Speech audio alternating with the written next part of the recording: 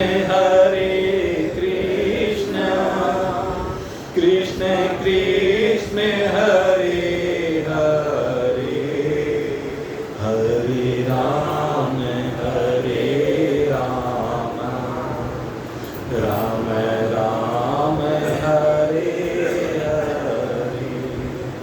Hare Krishna, Hare Krishna, Krishna Krishna Hare Hare,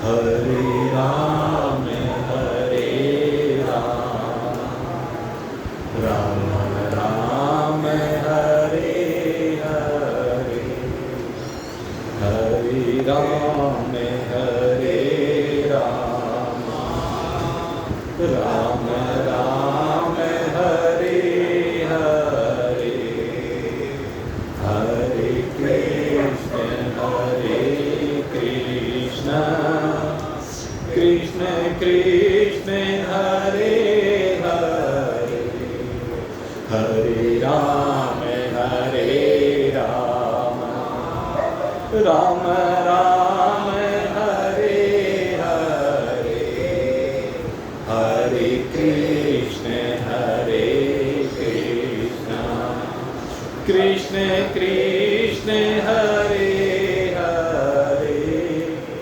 Hare Rama, Hare Rama, Rama Rama, Hare Hare,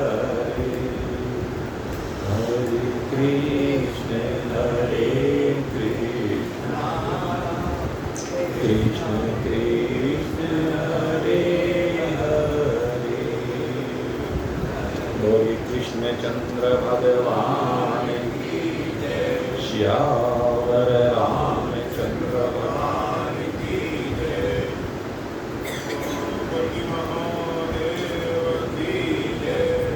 उपस्थित सत्संग प्रेमी सब जन वृंद,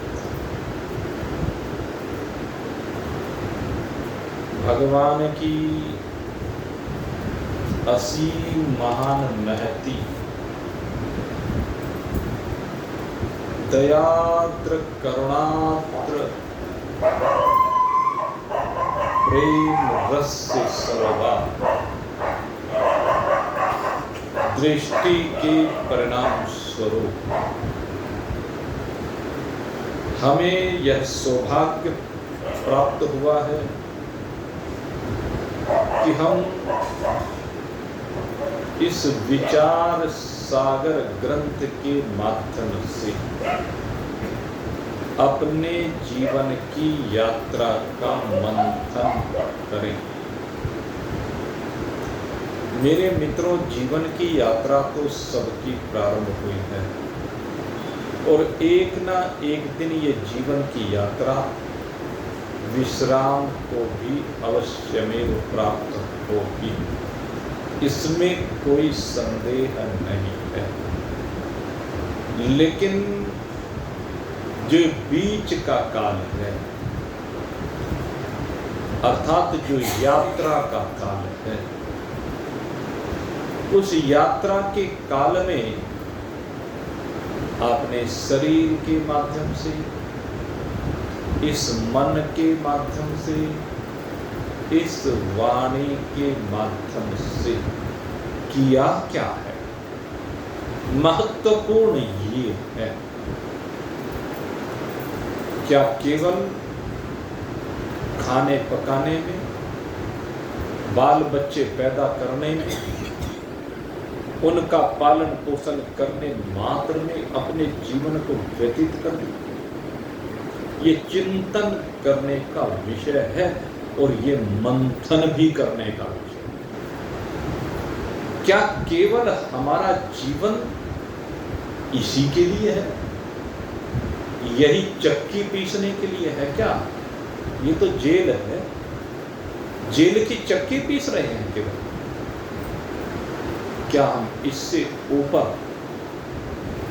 इससे बाहर अपने आप को निकाल पाने में समर्थ हुए हैं। इससे बाहर अपने आप को निकालने में केवल वही समर्थ हो पाता है जो मंथन करे, और जो केवल इन विषयों में ही रमा हुआ है। तो भाई अभी सुना रहे थे, मेरे अंदर पांचों भाई, तो फिर मेरा कौन सहाय? हम सबके अंदर ये पांचों विषय भरे पड़े हैं। इन पांचों विषयों का जहर भरा पड़ा है और इस जहर को रोज भर रहे हैं। इसका शुद्धिकरण नहीं कर रहे, मंथन करके शुद्धिकरण करना, और शुद्धिकरण करके इस जहर में से ही अमृत को निकालना। यही है मेरे मित्रों इस जीवन का उद्देश्य, यही है समस्त शास्त्रों का उपदेश, यही है महान पुरुषों का संदेश। महान पुरुष बार बार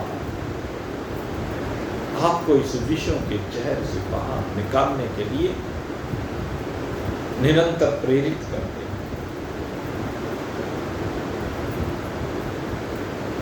हमें शुद्धिकरण करना होगा, हमें अपनी कलुषित भावनाओं को बाहर निकालना होगा, कलुषित विचारों का त्याग करना होगा। वो विचार जो आपको निरंतर तनाव दे रहे हैं, उनके कारणों को खत्म करना होगा। कल इस विषय में बहुत गहनता के साथ चर्चा की गई थी। अब इसी शुद्धिकरण की चर्चा से आगे क्या होगा? दूसरा नियम है संतोष। मेरे मित्रों, ये संतोष रूपी धन जिसके पास आ जाता है, समझ लीजिए परमात्मा अब उससे दूर नहीं है। परमात्मा दूर ही तब तक है जब तक संतोष नहीं हुआ। अब संतोष काहे से करें, काहे से संतुष्ट होवे? तो सबसे पहली बात मुझे रामचरितमानस की याद आती है, जहां पर नवधा भक्ति का उपदेश दिया गया है।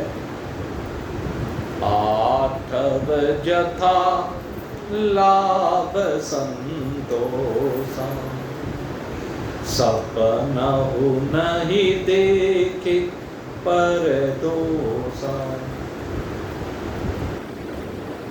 कहते हैं दूसरे के दोषों को स्वप्न में भी ना देखो।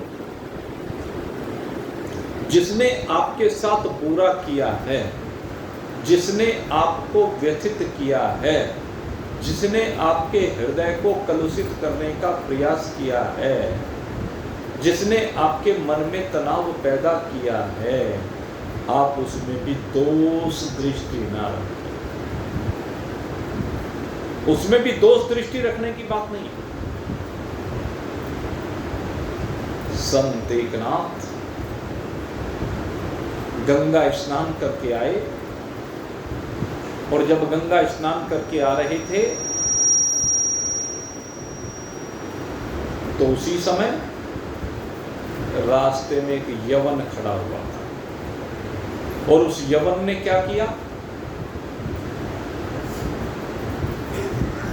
बराबर में से कीचड़ उठाया नाली में से और संत एकनाथ के ऊपर फेंक दिया। बार बार संसार हमारे ऊपर कीचड़ फेंकता है, बिना बात भी कीचड़ फेंकता है। संसार का नियम ही यही है। आप किसी के लिए कुछ भी कर लो, कितने भी काम कर लो, लेकिन अगर एक प्रतिकूलता हो गई न, तो उस एक प्रतिकूलता के ऊपर वो जो 100 अनुकूलताएं जीवन में परोसी थी, सब पर पानी फिर जाता है। ये संसार का नियम है, लेकिन समझना पड़ेगा, एकनाथ बनना पड़ेगा। कीचड़ फेंका किसी ने तो उससे भी संतुष्ट हो, कोई बात, दोबारा जाकर के कीचड़ को साफ करके स्नान करके फिर से आ गए एकनाथ जी, फिर से फेंक दिए, फिर भी कुछ नहीं था। एक बार फेंका, 2 बार फेंका, 3 बार फेंका, होते होते 108 बार फेंका कीचड़। लेकिन संत एकनाथ डिगे नहीं, फटे नहीं, कुछ कहा ही नहीं। आखिर क्या हुआ? उसे ही झुकना पड़ा। वो अपनी उद्दंडता पर अडिग था और संत एकनाथ अपनी दयालुता पर अडिग थे। संत न छोड़े संत ही, कोटिक मिले असंत। जो महान पुरुष होते हैं, कितने दुष्ट मिल जाओ, कितने पापी मिल जाओ, कितने परेशान करने वाले मिल जाओ, लेकिन वो किसी की ओर ध्यान नहीं देते।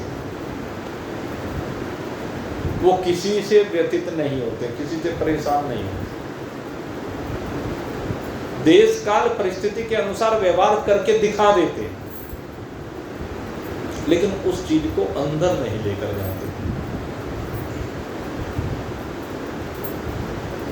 तो ऐसे महान पुरुष जो किसी में बुराई नहीं देखते, किसी में कमी नहीं देखते, वो संत एकनाथ जैसे वो बनना पड़ेगा, हमें ही बनना पड़ेगा। जब तक आप संत एकनाथ नहीं बनेंगे, ये संतोष धर्म, ये संतोष धन, ये आपके जीवन में प्रवेश नहीं कर सकते। संतोषी होना पड़ेगा, संतुष्ट होना पड़ेगा। संतोष को दूसरे शब्दों में हम क्या कहें? मैं कहता हूं संतुष्ट हो जाए। संतुष्ट काहे से संतुष्ट हो जाए? कहते जो आपकी अभिलाषाएं हैं और उन अभिलाषाओं में जितनी बात बन गई उसी से संतुष्ट हो जाए। विषय भोगों की लालसा कभी समाप्त नहीं होती, ये सदा बनी रहती है। और जितने इस लालसा की अग्नि को भड़काओगे, इसमें ईंधन डालोगे, घी डालोगे, उतनी और प्रचंड होती चली। इसलिए समझना पड़ेगा कि बस बहुत हुआ, बस अब यही पर रुक जाए, संतुष्ट हो।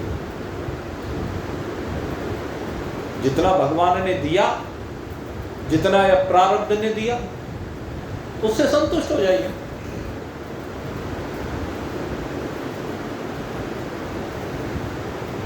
जिस परिस्थिति में पहुंच गए हैं, उसी परिस्थिति में संतुष्ट रहना सीखें। भगवान ने या हमारे कर्मों ने, हमारे भाग्य में, हमारे प्रारब्ध में इतना ही लिखा। दूसरे की ओर दृष्टि उठाकर देखने की आवश्यकता नहीं है। उससे संतुष्ट रहना सीखें, उसी में अपने को मैनेज करना सीखें।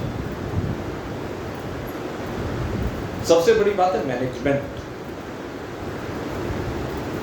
अगर कहीं भी मिसमैनेजमेंट होता है, तभी जीवन प्रभावित हो जाता है, और वो होगा। मिसमैनेजमेंट जरूर होगा, आपका घर का खर्च 10,000 रुपये महीना, आपने मेहनत करके जो भी साधन एकत्रित हुए उनसे पहले 10,000 की आमदनी का सिस्टम बनाया। चलो भाई 10,000 की आमदनी 10,000 का खर्च बराबर कर दिया, लेकिन वो गड़बड़ाएगा संतुलन। कब गड़बड़ाएगा? शरीर में कोई रोग आ गया। अब जो 10,000 रुपए में खर्चों को मैनेज किया था, अब वो जो बीमारी का खर्च आ गया अचानक, कितना आ गया? तो लिमिट तो है नहीं, लेकिन जितना भी आया, मैं कहता हूँ 5,000 रुपये आ गया।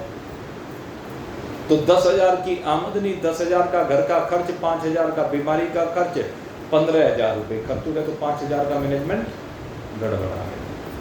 और अगर पहले मैनेज किया होता अपने को कि हमारी 10,000 की आमदनी, 8,000 हम खर्च करेंगे, 2,000 हम बचाएंगे, तो वो 2,000 रुपये इन आकस्मिक खर्चों के लिए रह जाता है। इसको कहते हैं मैनेजमेंट।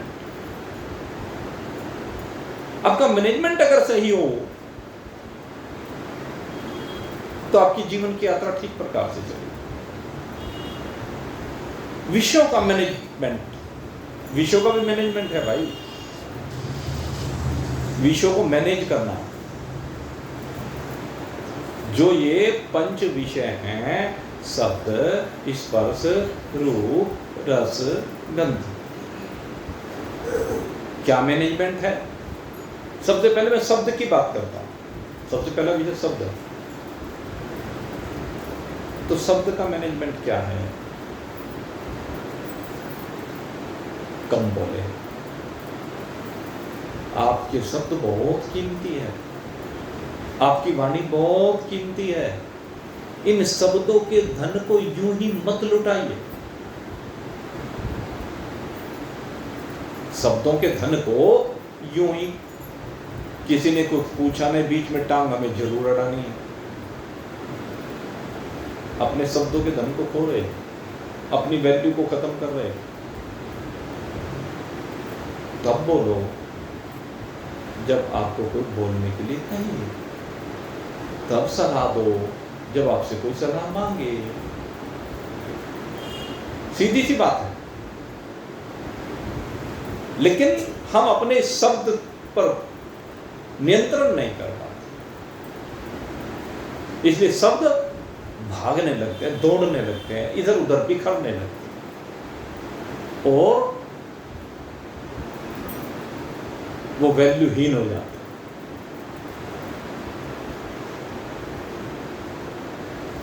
उन शब्दों की कोई वैल्यू नहीं रहती, भले चाहे कितने कीमती हो। अगर सारे दिन हम बोलते रहेंगे बोलते रहेंगे बोलते रहेंगे तो वैल्यू होगी क्या? लेकिन कभी बोले, मौके पर बोले,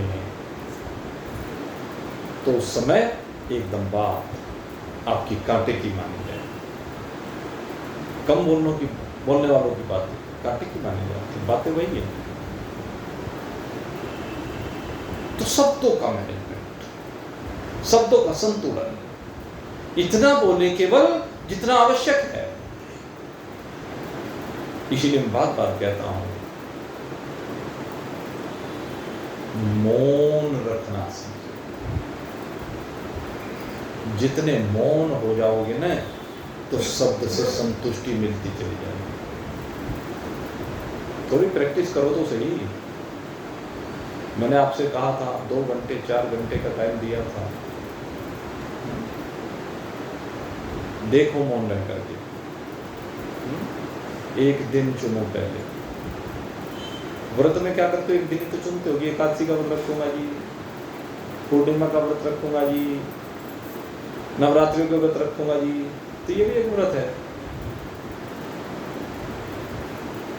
एक व्रत आप रख कर देखें और फिर देखना कितनी शांति मिलेगी। हाजी 4 घंटे का मौन व्रत, अगर 4 घंटे बोलूंगा नहीं तो कैसे काम चलेगा? चलेगा, अवश्य में चलेगा। जो गूंगे व्यक्ति हैं, जो कभी बोलते नहीं, उनका काम चल रहा है कि नहीं चल रहा है? जो अंधे व्यक्ति जिन्होंने आज तक कोई दृश्य नहीं देखा, उनका काम रूप के बिना चल रहा है कि नहीं चल रहा है? सोचिए, हर विषय के बिना काम चलता है।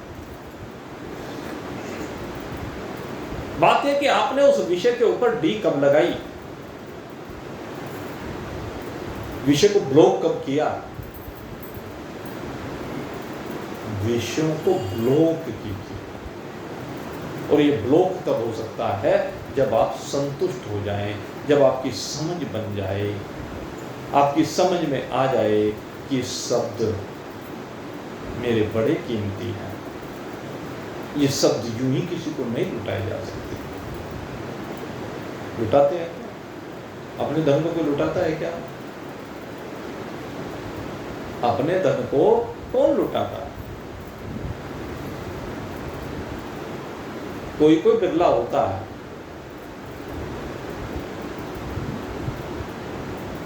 जो अपने धन को लुटाता है, जिसमें जिगर होता है लुटाने का। हर एक के बस का नहीं हो, तिजोरियों में चाहे कितना रखा हो, लेकिन ये जिगर भगवान ने हर एक को नहीं दिया, किसी बिरले को दिया,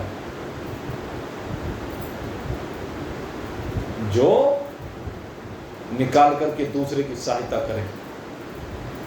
ये जिगरा हर एक के पास नहीं है, हो भी नहीं सकता। लेकिन जिनके पास है, मेरे मित्रों, वो बहुत धनवान है। लुटाने वाला धनवान है, जोड़ने वाला धनवान नहीं हो सकता।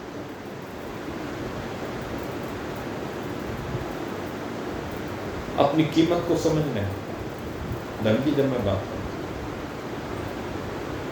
लेकिन जब मैं शब्द की बात करता हूं तो मेरे मित्रों, शब्दों को नहीं लुटाया जाता। शब्द बड़े कीमती है, शब्द बड़े मूल्यवान है, और ये शब्द उचित पात्र को उचित देश में उचित काल में ही प्रदान करने चाहिए। महान पुरुष सत्संग करते हैं तो एक निश्चित समय होता है, कथा करते हैं तो उसका एक निश्चित समय होता है, उसी समय में इस धन को लुटाते हैं। हर समय नहीं, हर समय वो देश नहीं होता, वो काल नहीं होता, वो परिस्थितियां नहीं होती क्योंकि वो इस माल को लुटा सके। इसलिए सीमित समय में वो उस माल को लुटाते और उससे संतुष्ट रहते। खैर, मैं बात कर रहा था संतोष धन की।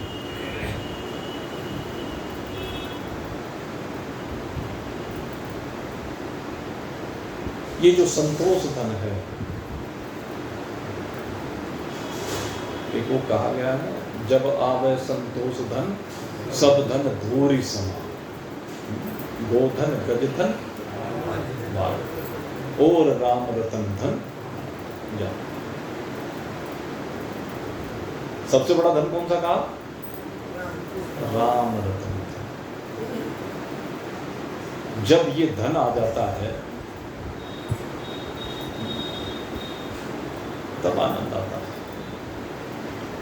लेकिन कहते हैं जब भी कुछ जितना भी आ जाए उसी से आप संतुष्ट हो जाए।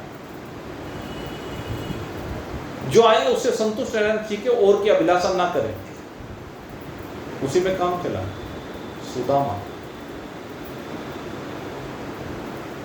सुदामा कोई अपेक्षा नहीं करता, कोई चाहत नहीं करता, सुदामा की कोई अभिलाषा नहीं है। याचक ब्राह्मण, किसी ने भेज दिया तो भोजन हो गया, नहीं भेजा तो भूखा सो गया, भगवान का नाम गुनगुनाता रहता। वो संतोषी ब्राह्मण, कोई अभिलाषा। तो हम विषयों से संतुष्ट होना सीखें, धन से संतुष्ट होना सीखें, संतान से संतुष्ट होना सीखें, परिवार से संतुष्ट होना सीखें। भले वो चाहे कितना भी तिरस्कार करें, लेकिन उस तिरस्कार में भी आप संतुष्ट रहें। बेटा अपना हो या ना हो, लेकिन फिर भी आप संतुष्ट रहना सीखें। जैसी परिस्थितियां हैं उस परिस्थितियों में ढलने के लिए आपको संतोषी होना पड़ेगा। उन परिस्थितियों में ढलना पड़ेगा। एक तो रोते हुए ढले और एक सहज भाव से ढल जाए, कोई बात नहीं, प्रतिकूल है तो क्या हुआ, ये भी अपना कर्जा लेने देने आया, मैं भी अपना कर्जा लेने देने आया हूं, क्या बात है, ये बेटे के रूप में आ गया, मैं माँ बाप के रूप में आ गया, कर्जे का ही तो लेन देन है। ये पति के रूप में आ गया, ये पत्नी के रूप में आ गई, ये कर्जे का ही तो लेन देन है। सब लेन देन कर्ज का है, कर्ज रूपी संसार।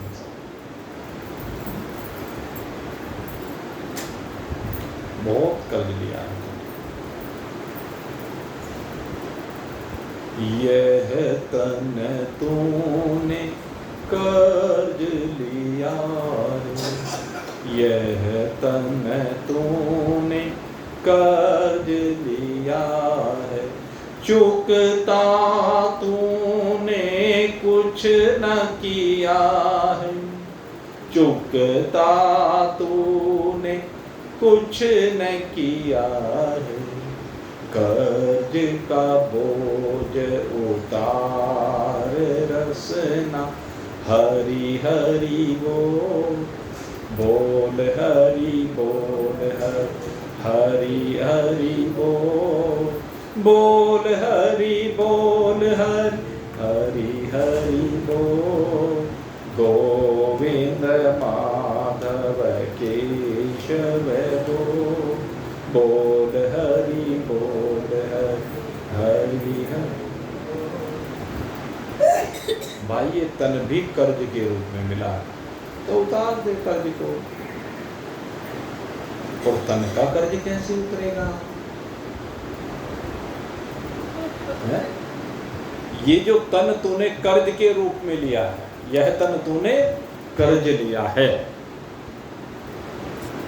अब इस कर्ज को उतारने का तरीका क्या है? तन के कर्ज को किससे मिला है? ये किससे लिया है? ये कर्जे के रूप में जब विभिन्न योनियों में डूबते हुए, धक्के खाते हुए, उथल पुथल करते हुए, दुख के सागर में हिचकोले खाते हुए भगवान ने देखा, इसने भगवान से प्रार्थना की प्रभु बचा ले, तो भगवान ने कहा चल बचा लूंगा, और बचाने के लिए केवल एक शरीर है, पहले तुझे उस शरीर में जाना पड़ेगा, और उस शरीर में जाकर के फिर जो मैं कहूं सो करना पड़ेगा, जो करे सो कर्ज का भार उतार दे, और जो ना करे उस पे और कर्जा चढ़ जाए। बात यही है ना, कर्ज का भार उतारना। ये मनुष्य शरीर परमात्मा ने दिया है कर्ज के रूप में तुझे, और कहा कि मनुष्य शरीर किस लिए दिया? इहि चेद वेदी दत सत्यमस्ति न चेद वेदी महते विनष्टि। किस लिए मिला? इह चेत वेदी,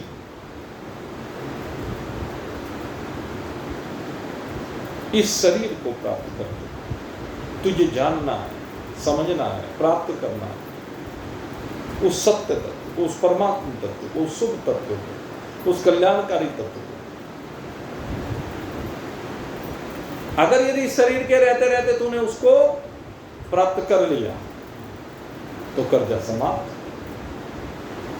और नहीं प्राप्त किया तो और कर्जा हो गया कई जन्मों के नाम का। अब उतारता है, उतारना पड़ेगा। इसलिए कहते हैं अब की बार आगे की यात्रा को समाप्त करके जा, सारा कर्जा यहीं उतार के जा, सारा कर्ज उतार। किसी भी प्रकार का कोई शरीर संबंधी, मन संबंधी, वाणी संबंधी, धन संबंधी, परिवार संबंधी कोई कर्जा तेरे जिम्मे ना रहे। सबकी इति से सबको एक बारी ओम सर्वम वै पूर्णध्वं स्वाहा, एक ही बार में पूर्ण आहुति दे दे सब कुछ की। अर्थात यहां जो भी कुछ है सो परमात्मा का है, ईशावास्यम इदं सर्वम। किसका है ये? माल तो किसी का, अभिमान है हमारा। ये माल तो परमात्मा का, पर हम इस पे अपनी मोहर लगा करके कहते हैं मेरा है, ये धरती मेरी है। अरे भाई, परमात्मा ने इस धरती पर तुझे रहने के लिए, कुछ समय के लिए, समय व्यतीत करने के लिए जो आसरा दिया है, उसमें संतुष्ट रहना चाहिए। अगर ज्यादा बड़ा आसरा देना है उसको, तो वो उसी हिसाब से आसरा देगा। छोटा देना है तो छोटा से, जैसा दे उसी हाल में संतुष्ट रहे। घर यार की मर्जी हुई, सिर जोड़ के बैठे। घर बार जो छुड़ाया तो वही छोड़ के बैठे। कैसी स्थिति है? यार की जैसी इच्छा हुई, कहने लगे एकांत में जाके बैठ जा, तो एकांत में ही खुश है। कहा परिवार में जाके बैठ जा, परिवार में खुश है। कहा समाज में जाके बैठ जा, समाज में बैठ के खुश है। हर परिस्थिति में घर यार की मर्जी हुई, सर जोड़ के बैठे। घर बार जो छुड़ाया तो वही छोड़ के बैठे। दो कांपे कहा सोने को वो हाट में सोए, रस्ते में कहा सोने को वो बाट में सोई। टाट जो बिछाने को मिली टाट में सोए, खाट जो बिछाने को मिली खाट में सोई। खाल जो बिछा दी तो उसी खाल में खुश हैं। पूरे हैं मर्द वो ही जो हर हाल में खुश है। सीधी सी सोच बता। कहते जहां भी रहे वहीं संतुष्ट होकर रहे। कोई गिला नहीं, कोई शिकवा नहीं, कोई शिकायत नहीं।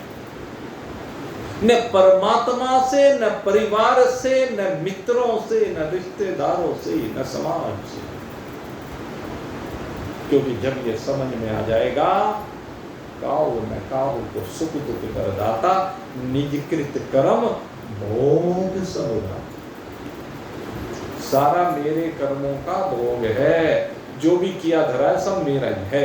किसी दूसरे ने तेरे घर में आके आग नहीं लगाई, तूने अपने घर में अपने आप आग लगाई, और दूसरा कोई नहीं आग लगाएगा। दूसरा तेरी लगाई हुई आग को और बढ़ाने के लिए घी तो डाल सकता है उसमें, लेकिन अगर तूने आग लगाई ही नहीं तो कितना घी लेके आए, क्या होगा? जब तक अग्नि जली नहीं, कितना घी के डाल लो, हवन कुंड में कुछ होगा क्या? होगा कब? जब आग जल रही होगी। अगर आग जल नहीं रही होगी तो घी कुछ नहीं करेगा। इसलिए मेरे मित्रों, ये समझ कर कि जो भी कुछ है वो मेरे किए हुए कर्मों का परिणाम है। मुझे जो मिल रहा है वो मेरे कर्मों का ही लेखा जोखा मेरे सामने आ रहा है। फिर क्या गिला, क्या शिकवा, क्या शिकायत? किससे किससे करें? किसी से करने की आवश्यकता नहीं। केवल परिस्थितियों को देखें, प्रतिकूल परिस्थिति आए तो उसे सुधारने का ईमानदारी के साथ, ईमानदारी जीवन में होना बहुत जरूरी, सत्य का होना बहुत जरूरी। हीरा मोती नहीं, छेड़ कपट नहीं, छीना झपटी नहीं, चोरी नहीं, किसी दूसरे के धन पर निगाह नहीं। अपने आप में संतुष्ट होना सीखें। ये है संतोष। जो पहनने को मिल गया उसमें संतोष, जो रहने को मिल गया उसमें संतोष, जो खाने को मिल गया उसमें संतोष। गालियां मिल गई तो गाली में भी संतोष, प्रशंसा हो गई तो प्रशंसा में भी संतोष। हर परिस्थिति में संतुष्ट रहना सीखें।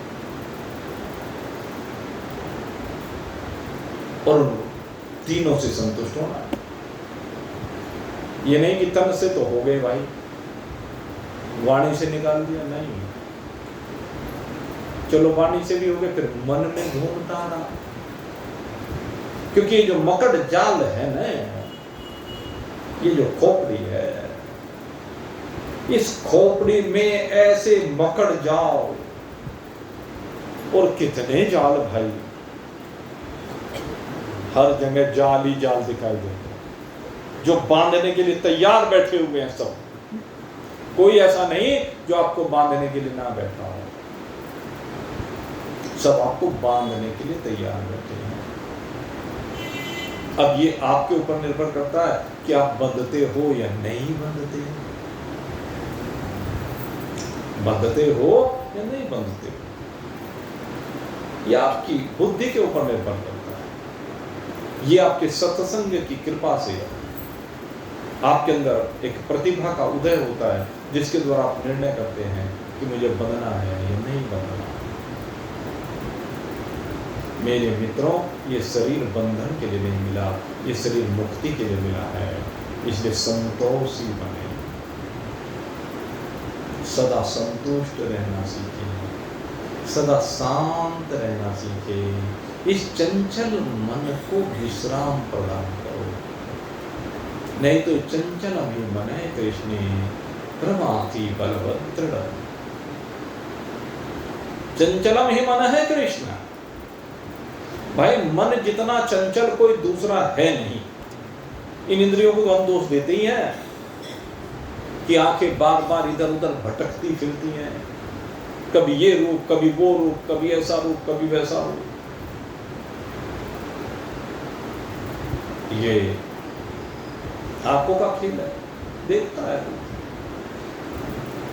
अभी पशुपतिनाथ गए हवाई जहाज में बैठ के, तो जो धीरज भाई है उसने बताया कि जब आप जाओगे तो भाई हिमालय पर्वत के ऊपर से जाओगे, हिमाच्छादित पर्वत श्रृंखला देखने को मिलेगी। कहने लगे खिड़की वाली सीट लेना, बहुत बढ़िया दृश्य देखने को मिलेगा।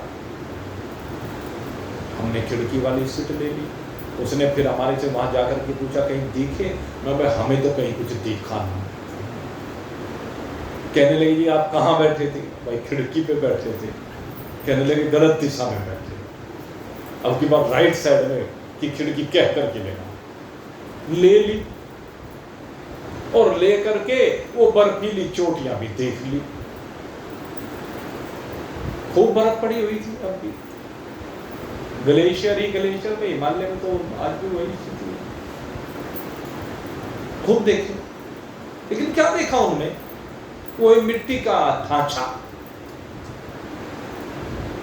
मिट्टी का एक पहाड़ बना दिया। एक जगह से मिट्टी खोदी और बना दिया पहाड़। और क्या है पहाड़? क्या है? यही तो है। आप दिल्ली में जाओ, ये जो कूड़े इकट्ठा करते हैं उस कूड़े का ही पहाड़ बना दिया। और दिल्ली में नहीं, अब तो जगह जगह कूड़े के पहाड़ बन गए। ढेर लगा दीजिए, मिट्टी का बन गया पहाड़। उसके ऊपर बर्फ डाल दीजिए। प्रकृति का खेल है भाई। जैसे जैसे ऊपर जाओगे तो ऊपर ठंडक होगी, तो पानी जो उठ करके आता है समुद्र से, वो पानी ठंडा होकर के बर्फ बन करके उस पर गिर जाता है। और है क्या? क्या देखें उसको? क्या आकर्षण है? हमने अब की बार बैठ करके मैंने बड़ा विश्लेषण किया खिड़की पे। एक मैंने वहां खिड़की पर बैठ करके बड़ा विश्लेषण किया था। मैंने नीचे की जमीन को देखा ऊपर से, और क्या देखा कि एक हवाई जहाज से मुझे सैकड़ों गांव नजर आ रहे थे। देखना कभी सैकड़ों गांव यूं ही नजर आ रहे हैं। कैसे? इतने छोटे छोटे से। पहले गांव, फिर खेत, फिर गांव, फिर खेत, चारों तरफ फैले पड़े हैं। चारों तरफ सैकड़ों गांव एक साथ दिखाई देते, बड़ी दूर तक गांव। बस यही सारा खेल है। आकाश में से सैकड़ों गांव दिखते हैं, हजारों लाखों खेत दिखते हैं। ऐसे ही मेरे मित्रों, इस ब्रह्मांड में अनेकों धरतियां दिखाई देती हैं। एक शहर में जैसे परिवार होते हैं, एक शहर में जैसे घर होते हैं, समूह ही तो है, घरों का समूह शहर बन गया, गांव बन गया, और गांव का समूह एक राज्य बन गया, राज्यों का समूह एक देश बन गया, देशों का समूह एक महाद्वीप बन गया, महाद्वीपों का समूह संसार बन गया। और क्या है, जरा चिंतन करना सीखें। अब की बार मैं बैठे वहां बहुत विचार किया, और विचार करने पर देखा अरे क्या खेल हो रहा है, वाह प्रभु तेरी कारीगरी, कैसी कैसी कारीगरी। हमने देखा ऊपर भी आकाश, नीचे भी आकाश,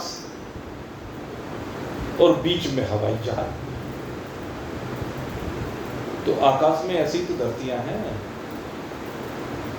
सर्वत्र एक आकाश ही फैला पड़ा है, उस आकाश में अनेक धरतियां हैं।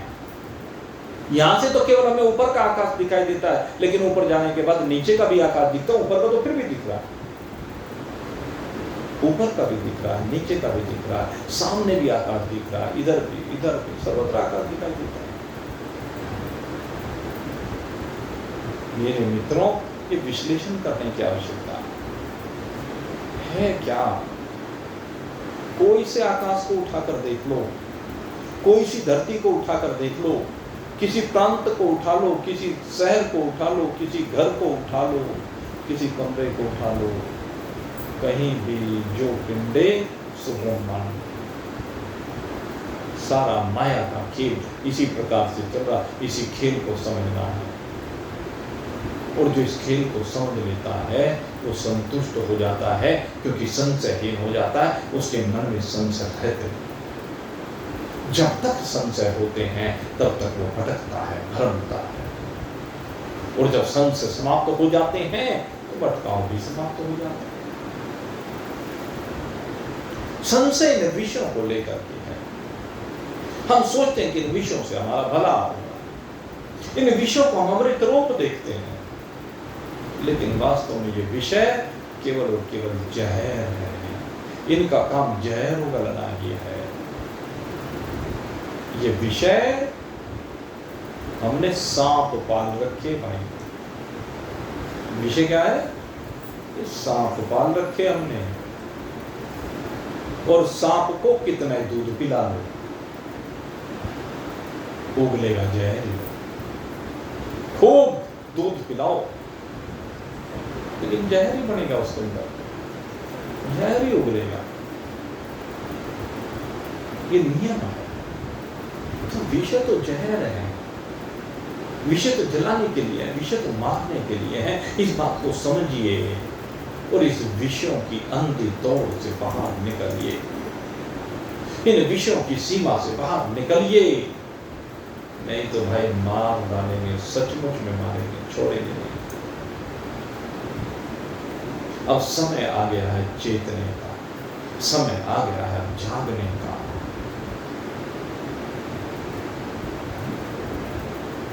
जागो, जागो और जगाओ सबको, समय है ऐसा आया। अब कौन सा समय आया?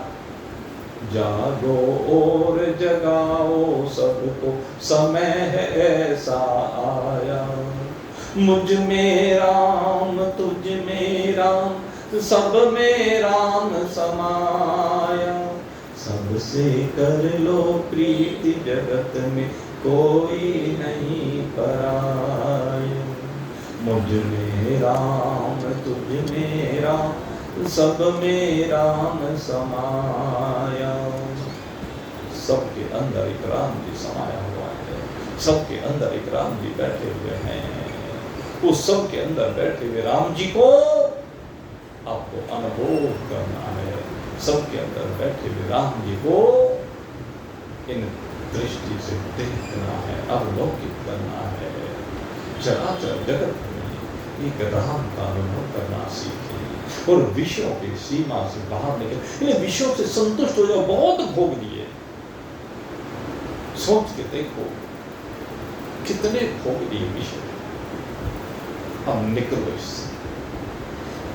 चिंतन करो कितना धन कमा चुके हो, लेकिन रोका क्या?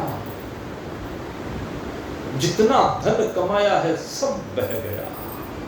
गंगा जी में जितना जल आता जाता है, बहता जाता है, बहता जाता है, क्या आसक्ति फिर? काहे की आसक्ति? जब बहना ही है, जाना ही है, सिर्फ काम चलाना है। इसलिए काम चलाऊ है ये सब कुछ। ये विषय भी काम चलाऊ है, ये धन भी काम चलाऊ, ये संतान भी काम चलाऊ, ये मकान भी काम चलाऊ, ये वस्त्र भी काम चलाऊ है, ये मकान, दुकान, फैक्ट्री सब काम चलाऊ है। तो इससे काम चलाते रहें, इसमें चिपके नहीं, इसकी लालसा करें नहीं। परिस्थितियों के अनुसार, देश के अनुसार, समय के अनुसार जितनी उपलब्धता हो गई उसमें संतुष्ट रहना सीखें। यही है संतोष। योग दर्शन के नियम में दूसरा जो नियम है ये संतोष है। लेकिन जिसके जीवन में शुद्धता नहीं, वहां संतोष आ ही नहीं सकता। शुद्धता आने पर ही संतोष आ सकता है। इस बहते हुए, इस भटकते हुए मन को रोकना पड़ेगा। ये मन जो बार बार संसार में भटक रहा है, भरम रहा है, इस मन की लगाम को खींचना पड़ेगा बुद्धि रूपी सारथी के द्वारा। बुद्धि रूपी सारथी जब इस मन की लगाम को जोर से खींचेगा ना, अगर यदि ढील छोड़ दी ना, रथ में घोड़े जुते हुए हैं, मन की लगाम है बुद्धि रूपी सारथी के हाथ में, और बुद्धि रूपी सारथी ने मन की लगाम को ढीला छोड़ दिया तो क्या होगा? एक घोड़ा इधर भागेगा, एक घोड़ा इधर भागेगा। और अगर जम के खींच लिया तो दोनों घोड़े सीधे भागेंगे। ये नियम की बात है। तो इस मन की लगाम को खींच करके रखो, इस मन की लगाम की नाक में नकेल डाल दो। हम तुझे भागने नहीं देंगे, हम तुझे चलने नहीं देंगे, हम वहां तुझे जाने देंगे जहां हम चाहे। जहां तू चाहे तो वहां हम नहीं जाएंगे। दोनों बातों में फर्क समझ लीजिए। हे मन, जहां तू चाहता है वहां हम नहीं जाएंगे, बल्कि जहां हम चाहते हैं वहां तुझे जाना होगा। यह मन की नाक में नकेल डालना, मन की लगाम को टाइट खींच और फिर देखिए आनंद जीने का। ये जो मन बार बार आपको घुमा रहा है इस संसार के चक्र में, पुनरपि जननम पुनरपि मरणम पुनरपि जननी जठरी शयनम, ई संसारे खल दुस्तारे कृपया पारे पाहि मुरारे, भज गोविंदम भज गोविंदम गोविंदम भज मूढ़मते। इस भटकते हुए मन के कारण ही बार बार जन्म हो रहा है, बार बार मृत्यु हो रही है, और इस जन्म और मृत्यु के बीच के खेल में बार बार दुख हो रही है, प्रतिकूलताओं के आने से कष्ट हो रहा है। अगर इस सब से छुट्टी पाना चाहते हो, आनंद में जीवन को जीना चाहते हो, तो इस मन पर लगाम लगाने ही पड़ेगा, इसको खींच करके रखना ही पड़ेगा। और फिर देखिए जीने में आनंद आ जाएगा। क्यों भटकते फिर रहे हो?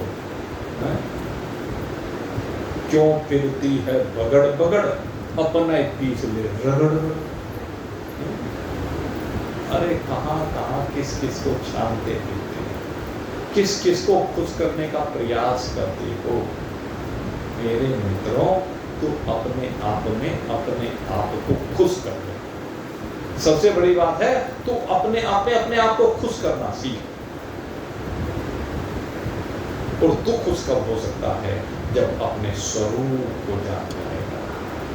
और जब अपने स्वरूप को जान जाएगा, जब चराचर जगत के स्वरूप को जान जाएगा, और जब चराचर जगत के स्वरूप को जान जाएगा तो तुझे पता चलेगा कि यहाँ गैर कोई है नहीं, सब में एक ही राम बसा हुआ है।